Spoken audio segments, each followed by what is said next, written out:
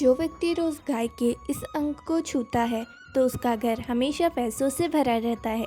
कहते हैं कि जो मनुष्य प्रातः स्नान करके गौ स्पर्श करता है वह पापों से मुक्त हो जाता है।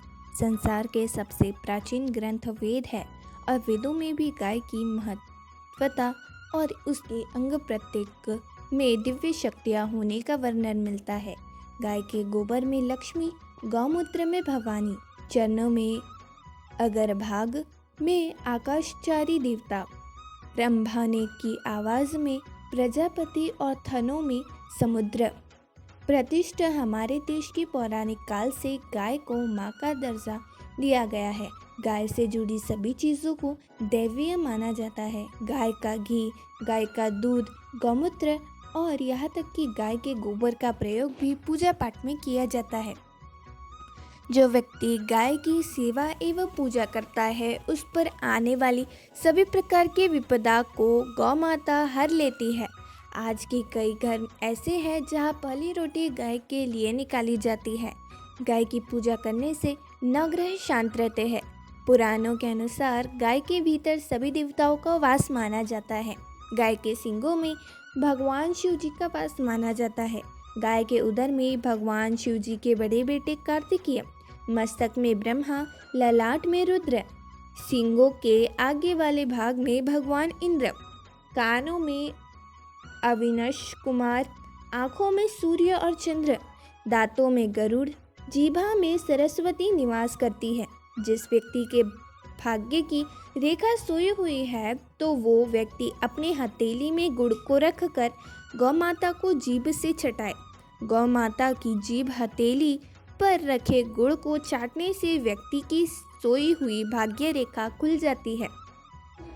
कोई भी शुभ कार्य अटका हुआ हो या प्रयत्न करने पर भी सफल नहीं हो रहा हो तो गौ माता के कान में कहिए, रुका हुआ काम बन जाएगा।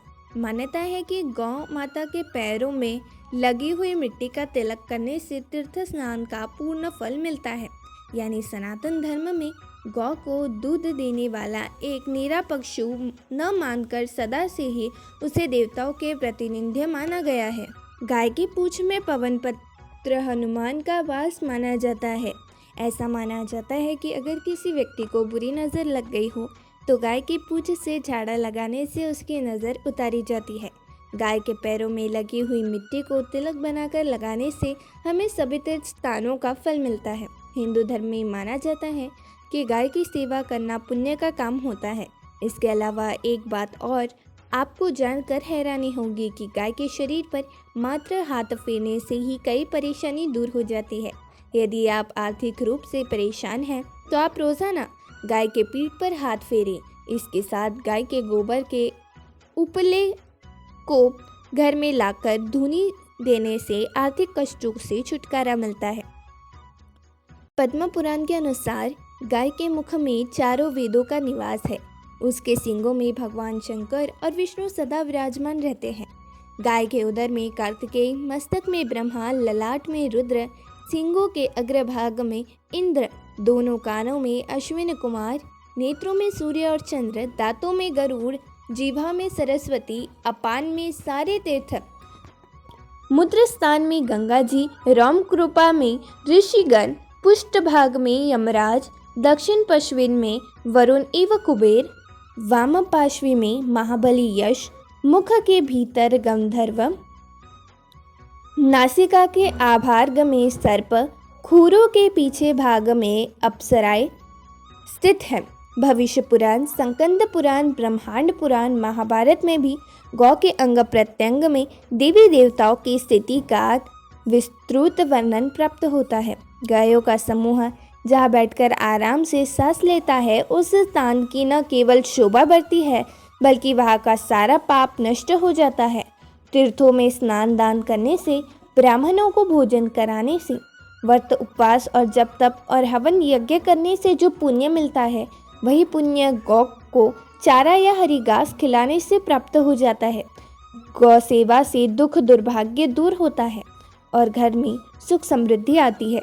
जो मनुष्य गौ की श्रद्धा पूर्वक पूजा सेवा करते हैं देवता उस पर सदैव प्रसन्न रहते हैं। जिस घर में भोजन करने से पूर्व गौ ग्रास निकाला जाता है उस परिवार में अन्न धन की कभी कमी नहीं होती है। जो व्यक्ति गाय की सच्ची मन से सेवा करता है वह सभी सुखों को प्राप्त करके स्वर्गलोक को जाता है और अच्छे कुल में जन्म लेता है। यह तमाम जानकारी जनरुचि को ध्यान में रखकर दी जा रही है। ज्योतिष और धर्म के उपाय और सलाह को अपनी आस्था और विश्वास पर आजमाएं। वीडियो का उद्देश्य मात्र आपको बेहतर सलाह देना है। इस संदर्भ में हम किसी प्रकार का कोई दावा नहीं करते हैं। दोस्तों, यदि हमारी वीडियो अच्छी लगी हो तो इस वीडियो को लाइक और चैनल को सब्सक्राइब ना किया हो तो सब्सक्राइब ज़रूर करें ताकि हमारी अगली जानकारी की वीडियो आप तक पहुंच सके। धन्यवाद।